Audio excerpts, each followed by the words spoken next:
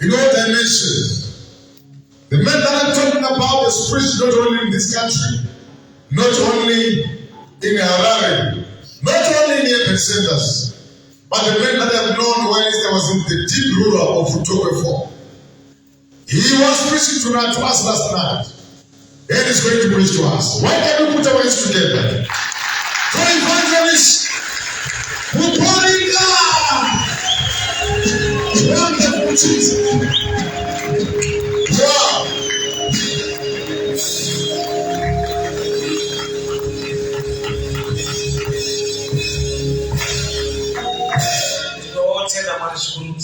Thank you so much. God bless you.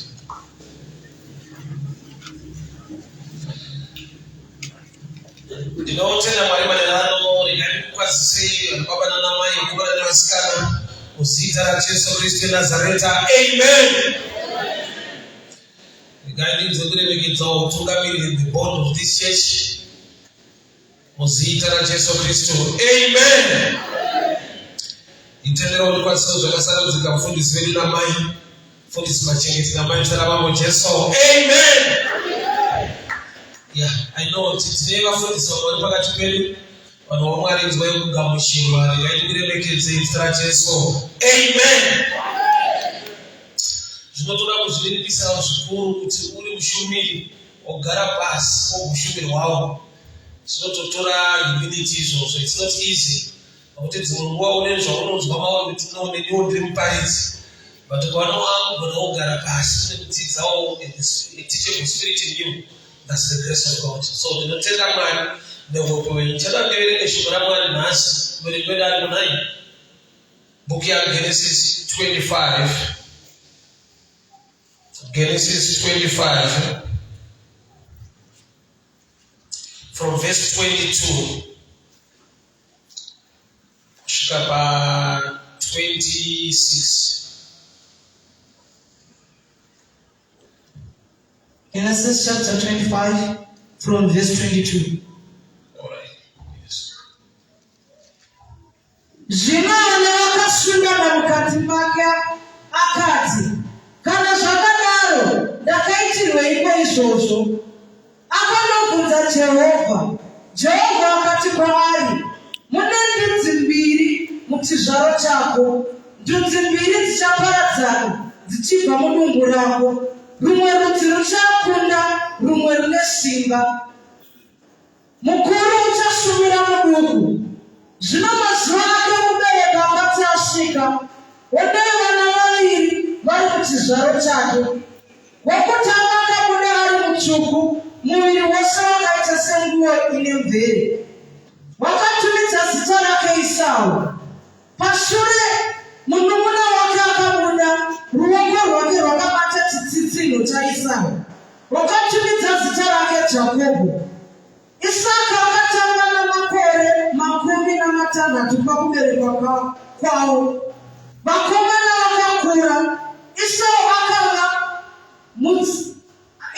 akavaka mudzimba wakachenjera, murume wesango. Jakobho wakanga ari murume wakakura, wakarurama, waigara mumatende. Tinotenda mazvitendo. Zvekukaimire pa 31. Ngokuenda statement pa 31. Just that line. Iyo Genesis 25 pa 31. Verse 31. Yes. Jakobho akati, chimbonditengesera ubange hwako. Esau akati, tarira ndofa hangu, udange ungabatsireiko? Verse 33. Jakobho akati, chimbondipikira, akapikira, akatengesera Jakobho udange hwake. Mazvita tinotenda regai namati. Mutsvene wakarurama Mwari wamasimba ose. Tiri pano kuti tizwe kutaura kwenyu. Taurai shoko renyu muupenyu hwedu maererano nasi. Ngarititsiure, ritidzidzise, ritigonese. Muzita raJesu Kristu Nazareta. Amen. Chada kutaura pamusoro pechiitiko chandinoti kodzero kana kuti marights. Kodzero kana kuti marights. Vakomana vaviri Jacob na Esau vakatanga kuita hondo vasati vakapanika vakufamba but vari kudumbura mai vavo. Mai ndobva vaziva kuti dai manzi hatina kukwana zvokuitika zvinoda kutombobvunza Mwari kuti chii chinoitika mandiri. Ndobva atsanangurirwa a prophetic message concerning the boys. So vakomana vasati vava panyika panga paine mashoko ane chekuita neupenyu hwavo. Nhamo ndekuzouya panyika wotadza kuziva mashoko akataurwa usati wauya panyika yacho.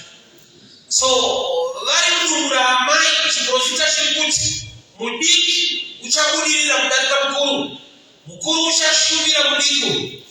Prophetic word rinenge rine kufevha mudiki wacho. Ari kunzi mudiki kana vanhu vari mapatya vachiberekwa pamwe chete ndiye anopedzisira kubuda. Ndizvo ndiye anobva anzi mudiki atanga kubuda ndiye mukuru. So mudiki akuprofitwa kubudirira kwake kudarika mukuru. Zvoreva kuti pavaita fight vari mudumbu ari kuzoluza fight iyo zvichida ndeyekutanga kubuda, anongoluza fight anenge awina. But inyaya yekuti havasi kuzviziva kuti panze apa pahwinwe neahwina panohwinwa neakundwa. Mudumbu mune hondo iriyo handiziva kuti ndei. Saka ndinofunga kuti hondo iyi ndeyekuti ndakuda kubuda ipapo ndakuda kubuda. So vari kurwira kubuda udambu. Yeti chiprofita chiri panze chinenge chiri kufevha wacho anenge akundwa. But nokuti vakomana havazvizive vana vadiki ticheche chimudumbu hatizivi. Saka pane munhu paanogona kuwina otoziva kuti pandakawina ndopandakakundwa. So ndokubva vaberekwa namai vavo vauya panyika. Tsika yaivamo pachijudha ndeyekuti mwana wedangwe kana baba vanoda kusiya nhaka vanomusiyira pakeji yakati kurei kudarika the second born. So pane shoko rakataurwa naMwari kuna amai.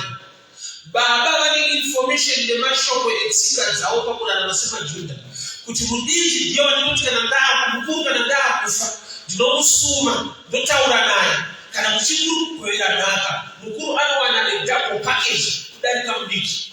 So baba vane information yetsika dzavo mukurarama yavachada kuzoita pass on pamazuva ekufa. But amai vane information yalanzwa kubva kuna Mwari ine chekuita nekubudirira kwavakomana vari vaviri. So namweni pamukoti vakomana havaberekwa vakura, amai havana kuzoita pass on the message kuvakomana vavo kuti vana vangu muri mudumbu zvakafamba so. Iwe mudiki ndiwo wakanzwa uchabudirira kudarika mukuru wako. Ndokuti havaiziva saamai vaida kuchengetedza kuti varegere kugara vachinovana nekurwisana. Saka kune mamwe mashoko anoda kuudzwa vanhu kana vakura asi vagone kuudzwa vari vadiki nokuti havagone kuahinira zvakanaka. So mai vema vakambonyarara vakati ndichataura hangu. Dambudziko nderekuti mai vachinonoke kutaura vakomana vane exchange vakazoita kuseri kwemba. Mumwe aenda kunovhima ndokuti atadza kubata adzoka nokunegosheta nemumwe wake mumwe akuti ndinofa nenzara uyu ndobva ati taane dhiri randa kusiraika pana pamukoma ndipei kodzero dzeudangwe birth rights. Kodzero dzeu haasi kuda udangwe ari kuda kodzero dzacho kuda kuti iye haakodzeri nokuti isecond born. Saka kuti achiwana kodzero ada kunegosheta nedambo kuti mukoma pakuva number 1 ramba iri number 1 but ndaakuda mabenefits enumber 1 ndiri mudiki. Imi mune nzara taakunegosheta dhiu panapa kuti chikafu ichi munochidya on one condition kana mandipa kodzero dzeudambo. Kodzero dzakatenderwa nemukomana ikodzero dzemumba dzichaitwa nababa. But nyaya iripo ndeyekuti zvaachengera kodzero dzeudangwe haanobviranzwa amai vachimuudzawo imwe information ine chekuita nedenga. So information ine vakomana inoita kuti vanegoshete dhiri information yepanyika yetsika dzechiJudha yavakataimira. Information isipo mavari zvakataura Mwari. So zvinoitika kuti munhu anogona kupinda chechi akashaiwa information yekudenga akangoziva zvekuchechi chete. Zvokuti nhau dzake nezvimwe zvese zvaanoita nenyangoti chechi yakazodai tinozodai hauna panzwa achiti asi Mwari vanoti. Munhu anorarama ane asina information yedenga, ane information yepamba chete. Zvekuti pese panenge pachiitwa zvinhu anenge achinoziva zvepano zvemuno, haana pfungwa yekuziva chaMwari.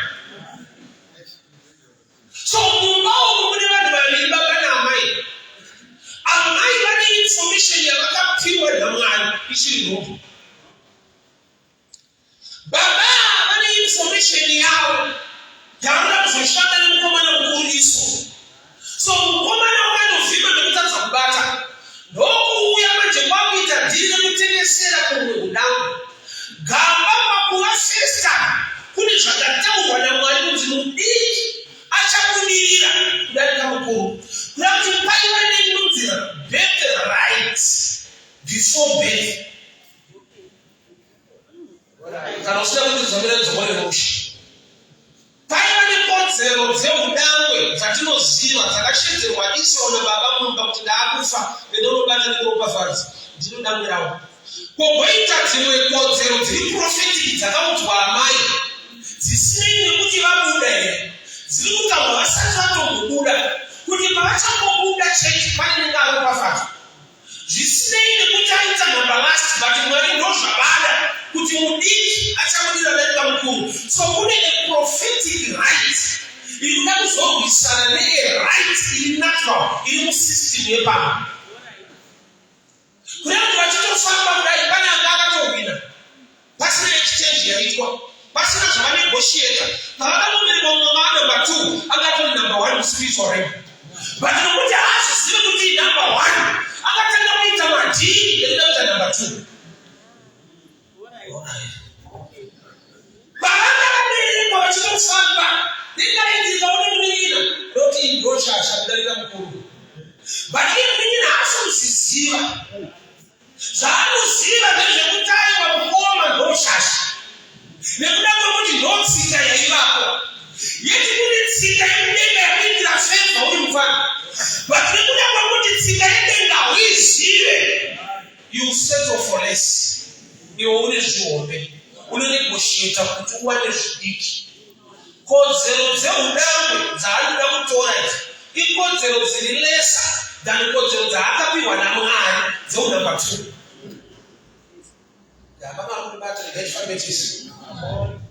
So nhamo iripo manje ndekuti uyu mudiki nyamba ari shasha akahwina haana akamuudza. Faith comes by hearing and hearing by the word of God. So mukomana uyu haana akamuudza ishasha. Unozarati kusaziva, Bhaibheri rakuti vanhu vanoparara nekushayiwa zivo. Kusaziva ndo number 1 weapon yadevil against the church. Number 1 weapon yadevil ignorance. Munhu akasaziva shoko raMwari, akasanzwa kutaura kwaMwari, akasaziva pfungwa yaMwari, anongoti chikufema chinotodarama. Yeti kune mafemero kuwacha wakufemereka. Kune mamwe mararamiro kunakama, but kune mararamiro. Regarding kuti value yekwane right information. Kaina wakaberekwa nevabereki vakavadzikwa mugadheni. Havasi vana vevanhu vemusango, vana vevanhu vemugadheni vakadzikwa mugadheni. Saka paifanirwa kuita vabereki vanogara pasi nevana kuti mwana pakugara kuno wakusumana ikweni. Tine dzatakaongororwa musharazo, titoriwo mbinga, tine magadheni edu ane zvinhu zvedu. So vana vanokura vane jungle mentality, vakaberekwa nevabereki vane gadheni. Zvakapotsa kurarama. Saka choda unachita mazano kurupadziwa mu spirit gospel. To tell you the truth, hakuna vangeli rore renhamo. Poverty gospel asati rapo. Vese vanofata basi vangela chaungadzwa here mu spirit. Ipo vakuta nenhamo rudo wakupi. Hariko. Hakuna poverty gospel. Nevanoramba repo spirit nepoverty havadi futi. Kunati vanhu vanoda kunyengera kuti havadi zvakanaka, vangari nhamo havarine. Vanenge vanhu vekuti vatadza kutenga nyama vanosvika kugucha kuti tipewo mabhonzo. Vakapiwa mabhonzo asina kanyama zvava kuti bata vana kanyama. Nyama inenge ichitodiwa zvayo, vanhu vanoda kuwanira kumabhonzo. Avasina kufana nokupewa mabhonzo achina mabhonzo chaiwo.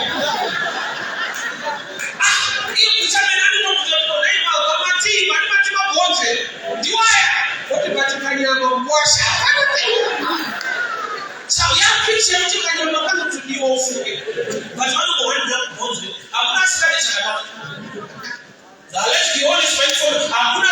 preaching, right? Kukunikana kuchiwana zvauti unofevha zvisina kunaka. Munhu wese unoda zvakanaka. Akaenda pabhero, vanhu vachitenga bhero so munhu akatenga sheti yange $3 akuenda.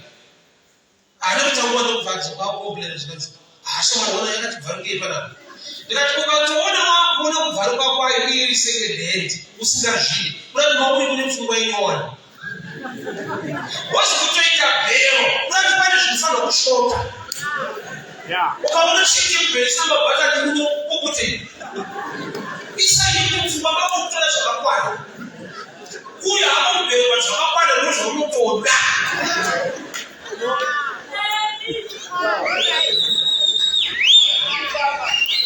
So information kukosha kwezivo kune nyaya nekuda kwekuti change sometimes we settle for less because we elect the might of God. Tine pfungwa dzevanhu dzatakaudza kuti panyika pasi pedu nabo panyika rugari kudenga. That's not thy will be done on earth as it is in heaven. Kuda kwenyu Mwari ngakuitwe. Kuda kwaMwari ngekupi upenyu hwakanaka utano hwako. Jesu akazonzwa kudzivirira vakatapa. So usafeel comfortable wakadzivirirwa. Iko kune zonzo rinokudzivirira. Inenge time yaitevera Jesu. Jesu akazonzwa kushinudza mapofu. But Bartimaeus paakati Jesu mwanakomana waDhavhidha vanhu vakaenda vakati nyarara. Yeti wavari kunyararidza anodanidzira munhu ane anoiti inozotaoni. Saka vanhu vanodaridza Bartimaeus vanhu vanoda kuvhara zonzo raMwari. Vachachitendera Mwari. Enda mukachingova chokuti vanoona ndovari kuitira bofu jealous.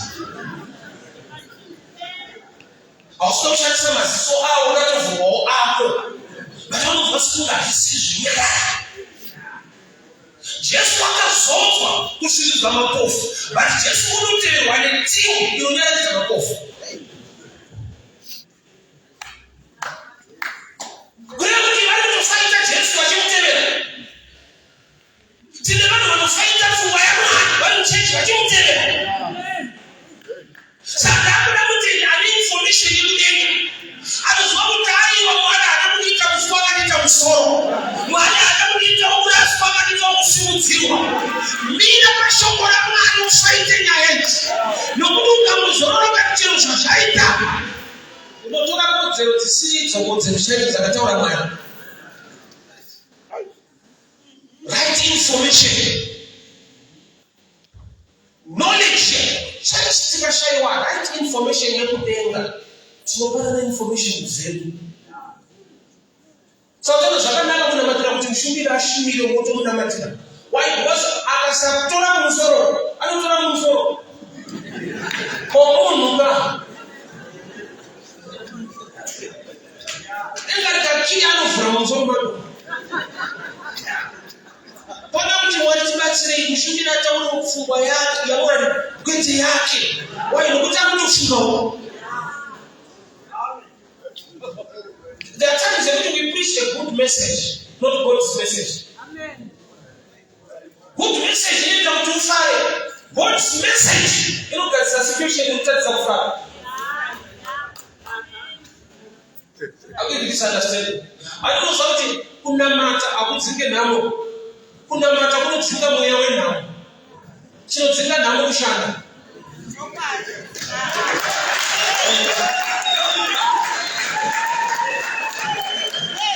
Ndaenda neprayer. Kungonorara kuona icho kutoka zvaida.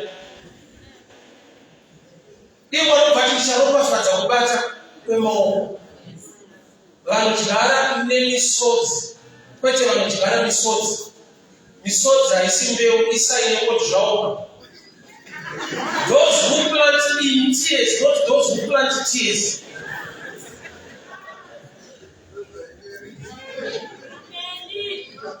So information inoshaikwa nemukomana yaita kuti aine musenge paunobvesheta nekukoma kuti ndakupai chikafu kasacrifice kuti chikafu ndechake anopinda mukoma pakanonzwa kuti pane zvamunofanirwa kuwana mukuru zvamuda kutowana zvitori lesa kune zvamakawana kare.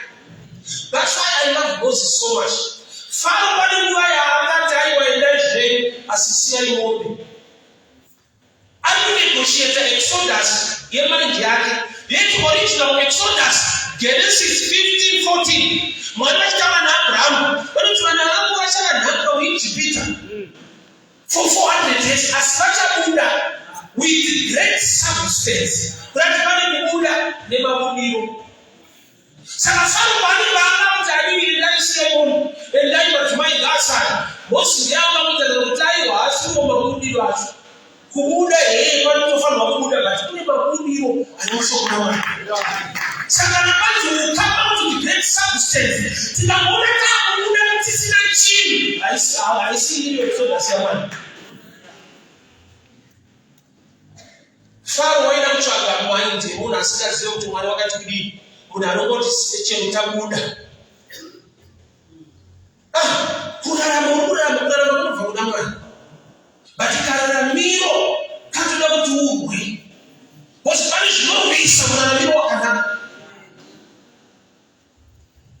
life ni bato ufunge Paulo atapata lota atingwe nyama ne ropa kuna tutori lawe tine chatuo wanashi Sasa kwa umbili kwa wewe wakufumbata isije kufanga ukata zikucheti kufumbata isije ndipanyika kwa wewe fight makwikwi auto simba usa unoshika kama nani nyanza kama mira za kusema vita sasa na asimu wako so ndio na jinsi ndio kuneta ina ya asimu wako pite wewe wakati wewe uko minus so wakati wewe fight kwa mdada ndio ni sawa za mshitsi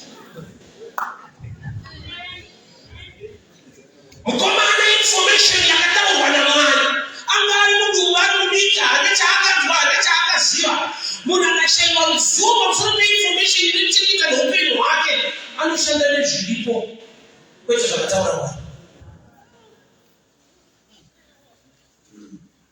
akashuka kwa kita sacrifice taijitula isaza mkoma jitula isuki tunaisha kachukiresh ili no problem unanipa kodzi kuna nusuwa anakuti akatana ajistaniswa mwenye ushaya right information wanaona badazo msina badao one day tati papa iko brush kwa basi huko pale kwa chochote kuna mwana writing sama bible ndaka fulani kwa bible na first page cover ndio ndio aya mtumetwa akanyoma mkati not for sale not for sale antingizwa kati kwa mwisho sio shuka kwa mtengeze na mkuu mlinda kama mkatu wataka biwa isuzu sawa ndio tenga manot for sale bali kama na manot for pale na basi pia shida chindino za kitengeze tu mko na mtujura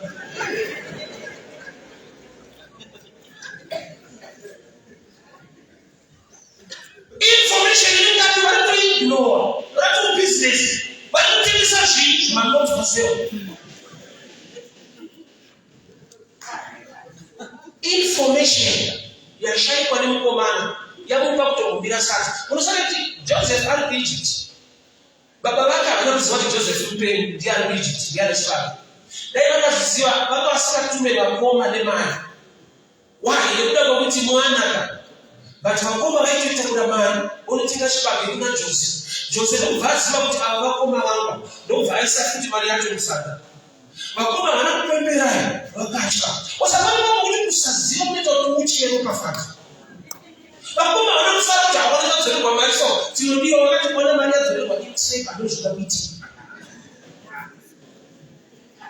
awozo umo wako sometimes no get exposed to kind of chakana kwa kuti unocha ngozi kwa wana awozo ndio mchinjana iwe ni kudamba stili wakati samingina so wakati wa nani na mndana kwa wangepani ndio utambo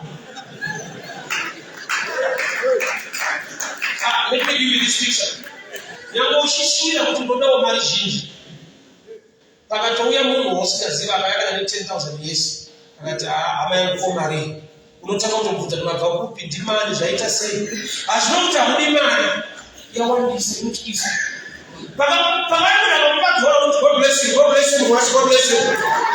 I don't see job better 10,000. About the Jaffa Nasi. Where is that in Nigeria? That's how the Matizos are. Shakanaka Oshida. But the information you want to solve is Shakanakisa. ini ndisina chakaita ndisingazone munhu wacho pane problem. Original information ine value. When sasa mbona mali kuke mapounds ukapiwa mapounds effect chaunongoita kungoti mazvita kana mwana kudai unotarisa kuti zvati pane fesi yako unoziva fesi kana kuti waya yacho inside kureva kuti usatoziva original kunoita kuti thank you kufake. Unotokumbura vanhu dzako asi mapounds ari kumba iwapo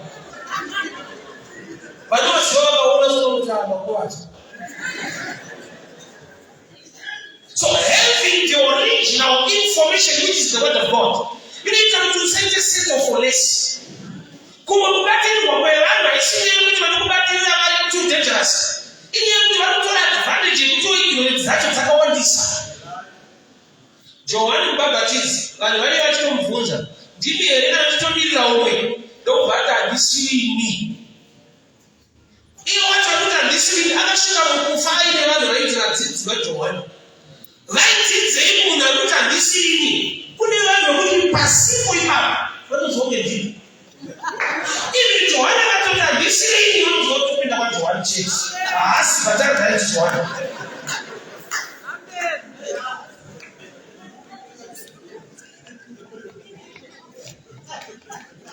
Original information. Going to shine from church, which is the original information, the word of God. Zvimwe zvatinodza vanhu vairambana Jesu paakaenda pakazomubvunza mari kuti Mozisi aichitendera kuramba vakadzi munotodii. Jesu nokubata zvinodaro pakutanga chakatenzwa nababa kunokupatsanura. Mozisi wakareva izvi kuti wanga waona kuoma kwemwoyo yenyu. So kuona kwaMozisi inonzi observation, kutaura kwaMwari inonzi revelation. So pane vanhu vokuti tinofamba neobservation muonero abishop kwete pfungwa yaMwari. Mozisi aitendera vanhu kurambana. Jesu paakauya ndokubati Mozisi wanga waona kuoma kwemwoyo yenyu kwete Mwari Mozisi. Saka pane vanhu vokuti mune kuita zvaMozisi. Chokuti paunozoziva zvaMwari Mozisi yanga aona, that's observation. Mwari vanoti kudii? Ukabirwa izvezvi kana TV vanokota kumapurisa vanotongokubvunza kuti iSamsung maichizimana Note 52 une imwe maki here kana serial number yaunoziva so that patoreka pamaTV ukune kuidentify TV yako why nokuti maSamsung 52 inch akawanda tinogona kutoreka pa6 saka tizoziva kuti iyi ndeyako pane imwe information iri more than what 52 inch Samsung. So tine vanhu vane information ingori pasurface. Ani zvakawanda zvaanoziva ngozvagoyeriyo yandikudi nemakore tikude ini mazuva andaenda kuchechi ndiri mufana ndandikaende kunonamata Mwari. Mudhuranga wanga ari very strict waite vanobva kuchechi sadza ngosingachi ndakandipindira sadza chechi ndakandipindira sadza kwenguva refu. Mudhuranga wanga ngooma Sunday all from service mani ngokuzovaparizwa kuti kudii Ondaka sampamira asina kunamata. So nobis wrong with me that starts. What is we say to the remaining?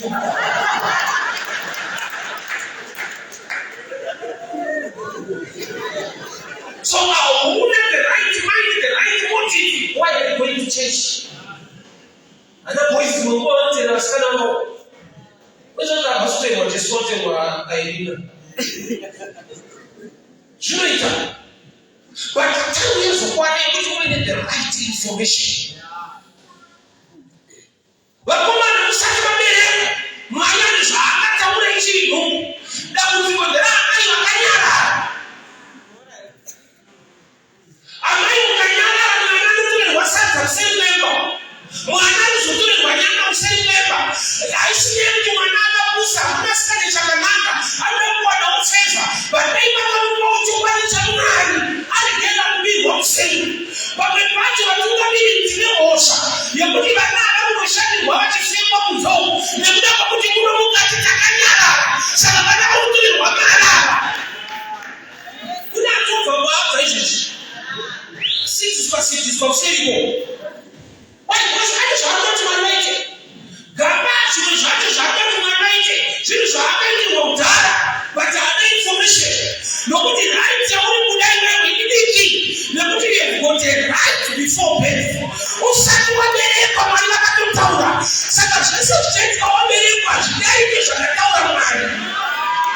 sei mwana tori kwanyama kusembeba tinambeka kanyara amaichi no chechi kanyara wanaona kwa mkato.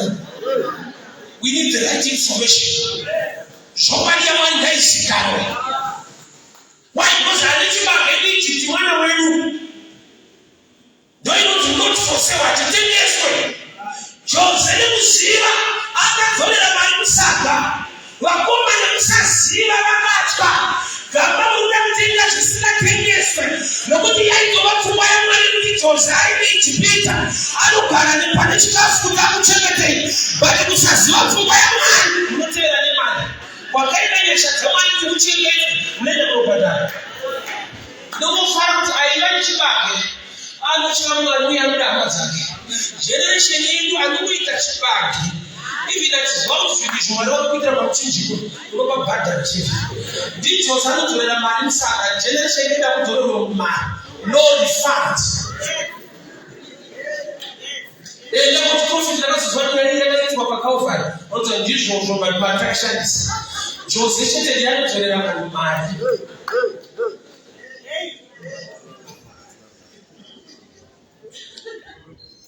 Amai kanyara pale mtamka msaidiwa. Oza pale mkuti pale zoro kufanya mtawa. Adam kwa sasa wana Eve alikuwa wanayo pasta snake. Ugade ni mwenye wa vangeli wa dimo wa mwanzo zanayo kama ngoa futi mwisho. Hata mkanyara anyuka nyara. Baba unasakoma kumlimitsanana kunama boys roda nyara ndoto ngogoma babana wadu baba eni mtu shida hicho sofuti kalani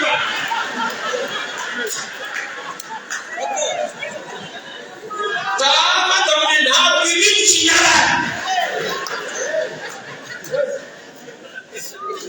oneka mzika wasema na mshanganga wasikale wewe kuna wafanya wale ni waitwa ndio wafanya wao kuitmaji wale hiti na jeni nikasasisa mwanangu pizza kuna hali hetu kumtengero baada ya tendo zile bosa za chato kwa mgeni sasa baba mfano kunyana na kitachanganya kwa kadarini ambaye msanya na kitachanganya kwa kadarini mkangonyana na kusema mambo nyaya Tutari mfano ya hadibu wa utura udamu ya munu akatoli wasata rake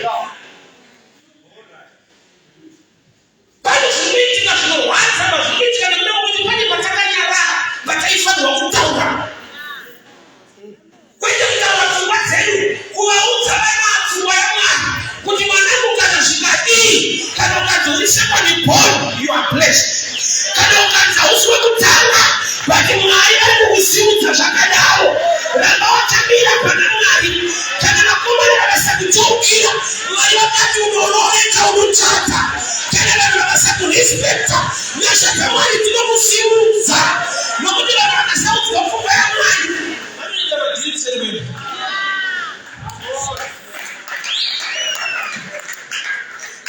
Dawa sopa asha kulegira mnyara Bana wako kufuga ya mwani Kereke ndai kufuga ya mwani Wabuti tikanyana na kunzopa shata Aliko isawari hedi Waliko wadabita matiri kusememba Kune shukutika mchechi mumbakorana Shukune mtubatisi uno watiwa Nene kuni wakomana na muka kwanza Shiko vitabana shokani kawana Rudi mtubatisi nyambanga Mufitu wabatanga na wanaye Nene kuni akanyana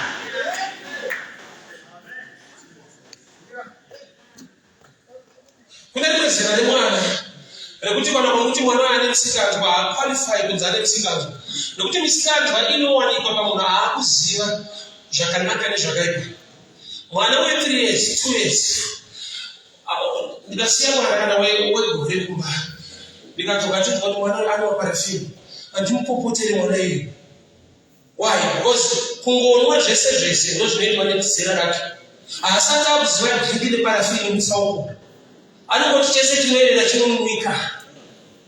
Sanenda kubvunza wanasira mwana kuti sei mwana. Kureva kuti pamwe pacho tikupa vana mhosva gamba pana akanyara. Pana sanatarisa mwana. Yuta hinzwe yaunzwa ere. Zviri paikuudza mugoregera kuteerera. Pane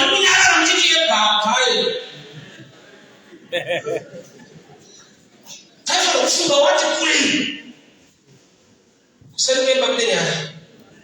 Kuna wakomana wanachinja na shehe kusema mbaba ndani kule. Yetu yake tukomone Mabdala is a blessed guy. Alikuwa na matunda bali blessed. Nataka kusema unometa shauri hizo sisi. Kodi mwalimu kwa fadhili ili kwa upendo wako. Unaweza sema umetia batali sika machi. Ya kuti wembeli ana kuna msoa wesu. La oka bila banamana uli bana balast. La oji ta opportunity first. There is grace in only okay kadiri koko. Ruti baaka au ya chimba kwa basho Bethlehem. Usafuza tu Bethlehem kwa masina skanda wao bariko. But boys wakaona kuna ngana Mungu wa tennis. Mungu ndio skanda. Sikaelewa Mungu ndio kishirika zilelera ndoba ndoba za sara. Abasha first line. Kuni wanonga bali kumbele. Abali category bali wanonga swa za sara. But ile bali nonga za sara akazunguka kuzunguka. Kuni nyasha kuni don't get one to number 1. Itimali nilipano mshakuna matai ni kwa shule kuno. Na unitikaidi minoisiwa. Ya kuti walikuwa shule mroko na kuwabanyasha. Walikuwa wakafunduka. Ruta timoro mamungu na mroto na sikana wakati wa seyi. Usamu zatangari eke kwa petantu wanu wa sikana. Tumu na wengu kwenye oja hapo wazi tutora zeti. Hapo wazi tutora tutora tutora kubeli. Tutora kubeli. Kule mtu waka wali yashari kwa shule. Kule mtu wa testimony sifa kwa shule. Why utali mroto ali declaration ya akaita akati mwali wenu sio mwali wako lanu lenyu kurata katu na vichwa ni mroto mwali wenu sauta aisije kuti boss wakati abuzi boss hapa sio option nokutanga tu kwa mkelwe pakati bani lenyu emawe the declaration ni about how to shout creating and it shall be established. Uli mwote usinakwamba na kuona kuonfika upenyo wako. Kuni wangu mchatori mchayari mziliko. Ruta mzira mzimaya abuna mwile 10 years. Hata sote kuni langu maliko. Bachala langu. Atoni tunaitesiri. Atina kwa tunaenda. Atina wanuziva ndo. Taura funga ya mwana. Taura funga mwalimu kwa sababu upenyo wako. Taura ya mfumo wa mwalimu ni nyaya. Wakamu ya mwa systems akabisa last part sa ufu. But mwa systems yuwayo hapo yukunga yesha taura ya nita kuloketi. Seri memba. Neshabiti. Wajati na utukuone wachitamba mumba. But bali mungu na absorb swa nyama yake. Mumba ya mungu. Wakomana wanafunzi wa taramani, wakamida msipini wakachema kupenda madhuru kitu. Unapozi mzaku za ndambi. Zangine president. Chagu negotiate na kutatore. Chagu sila sasa. Chino ndani nika chahaka mwi wanamwana. Asina sacrifice haita. Chino ndani mwanisho kataura mwana. Achini mungu. Saka damu yake hii negotiate na tulishililesa. Ana mai wakataura. Amaya sana mtawe kuti mwanangu gara uchini musatu wabereka mwana wakapona fita kuti number 2 yako ndo number 1 yako sasa don't get worried kuti ndo number 2 mbo we number 2 mba muno but denga chikuona shasha so nikabaino kuona serombe unasana basalis ndo maonele enika mwalika na chikuona wako na shasha believe kuti mwanangu kuona si believe how you show up and not out newe vuma kinderako why not let the birds fly till today ostrich doesn't fly and it's one of the birds ostrich sheep ito ni mapaki mutandira masai why not let the birds fly hakuna vegetarian zikoma ostrich ya too heavy weight wale ni ukajuza kinya weight why because my ostrich feast I don't want to go one day guys so hiyo ndio guys who group relations that let the airplanes fly ostrich yako kumpa ni mind yako sana iyatakiri bawose kubatasa chapeta hostage ropa nekulu yakasimba ikakura kokweso chidiki hostage zikaita shuma wapara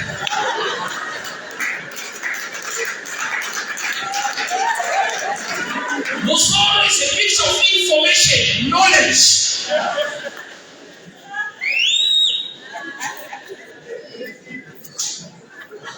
Itamudiki bashesa bati kura bashoko, kura bamuziba, kura bamuchaka information. Unomira chini chawaka wina mudara. Unombadala chini chakabadala watari. Church yaba ngopuleti Mark chapter 16. Bakati ngati zvinonhuwira tinozora mutumbi waJesu kuwa. Mukadzi akaenda kuseri vachidazora mutumbi waJesu akasvika asikwa amuka. Vakanopiwa information yekuti munosangana naye Galilee. He was not there. Jesu anga asikwa vatakura zvekunozodza mutumbi waJesu. Sei vamushaya aitaura iye asati aenda kuguva kuti nezuva retatu ndichamuka. Bible rinoti on the third day they arose early. Vakaenda kuguva. Muridzi ari kuti nezuva retatu tinomuka. Chechi rikuunganidza zvinonhuwira zvakunomuzodza nezuva retatu. Chechi ikashaya weti pane loss. Hosi iyoyo ukaiteerera hauzonzwa kuti vanhu vakadzorerwa mafuta avo unongonyura.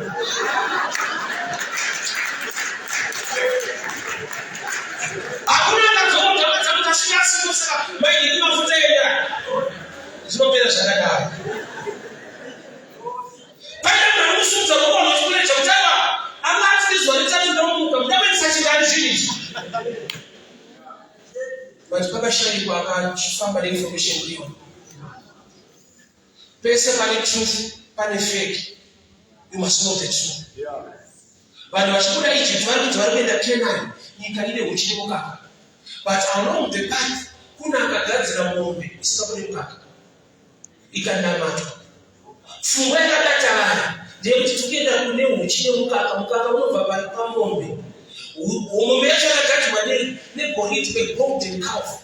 Gold is yellow, huchiwo ndozvauri. Kunoti pavakagadzira golden calf vari kugadzira fake promise, ikatonamatwa ine fake.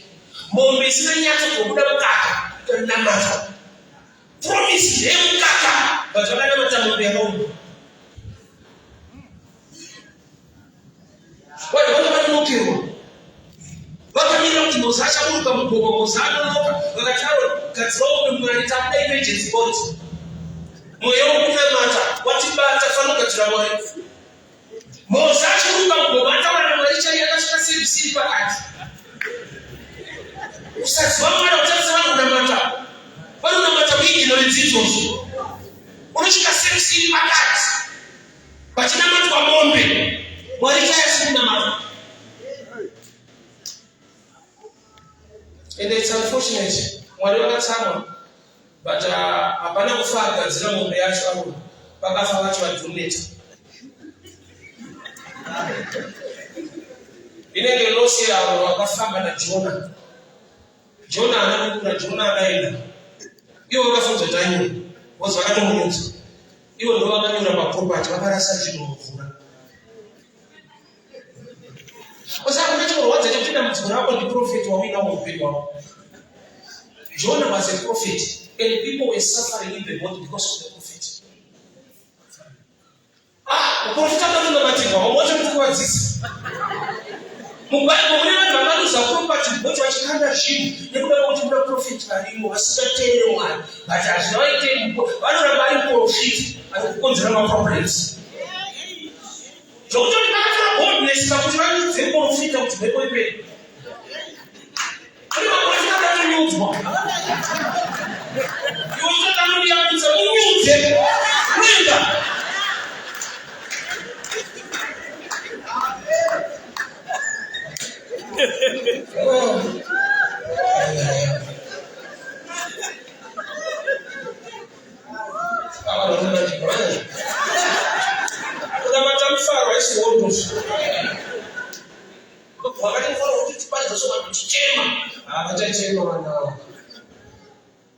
Church is way. Send people to the one.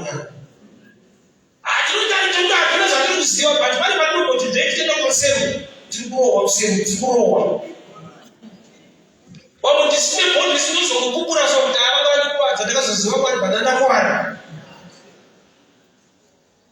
asipake kuta indaka kwenda kushandi wako tine zataka wao usentero wa huku kama taifa waseme bakulu wa Mungu bali shikino wazimu wote kumbe tawazo wa Mungu yana bali sasa takaro wa ashi takaro wa useme isa waiko useme ndio ndio wapita mshaka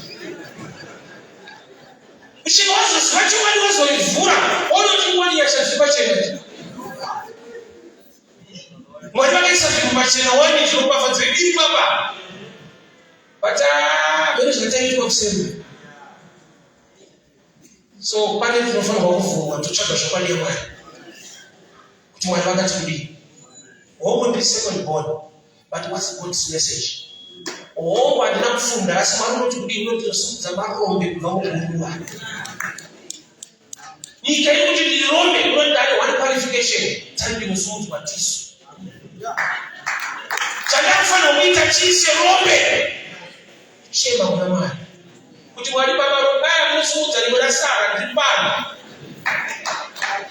ndio shughulishi mara musunzu abantu bakugurwa kune task ifana kuitwa ndirombe mwali amusunzu gurwa ano musunzu achikaza bana machinga ali gurwa Sabe que tira rompe que vai dar assunto, pode ter muito difícil de na caixa.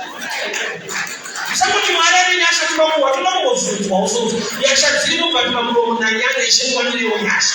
Rompe si uosha kana.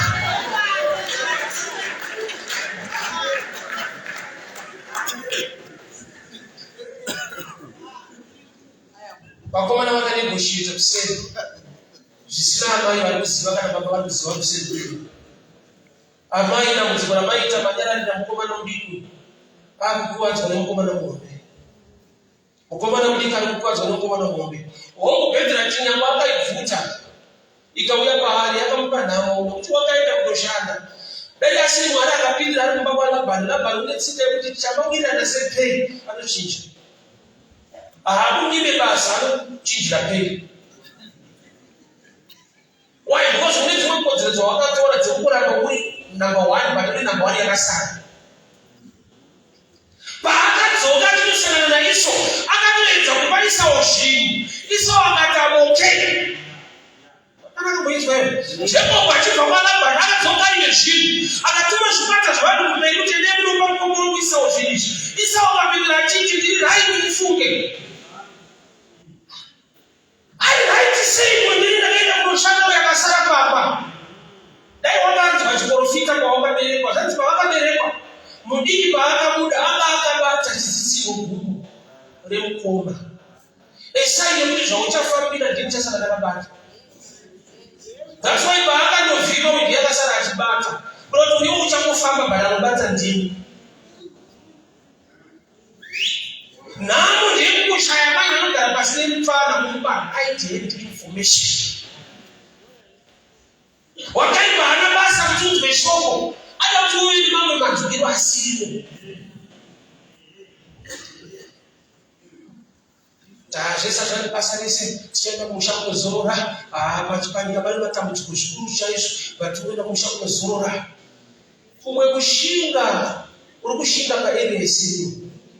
I'll give you an example padeka na kwata na pale chida yachigera usipima so anga ni problem tanga sika roze shibero shaka sasa yeye wati aita chigera wewe kama boots obati shinga uri mutaka ndio pia kushinga ndio kushinga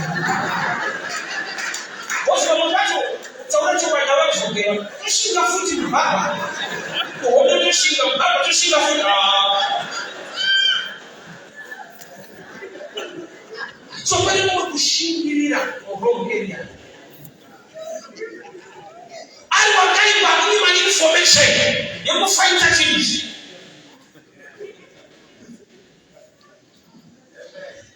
mwarume nyasha una information ya akaisa yoda kupiwa bana hata wengi kudzai bana kuti ni maigara ngati mwenda ifuko ya mwana abuna kusiba mu musango musango witeke bana wakati wa kugati saka kana babereka bana ngare pachero mwana tiri musango hedu wenje but kwedu chani kugadzirwa, kwedu chani kwakanaka. Zvino kuti kana mwana akunamata akutsvaka zvokwadi yaMwari haatambiri papulatifomu yeignorance yejango, unofaita achiti Mwari ndidzoverei panzvimbo yangu.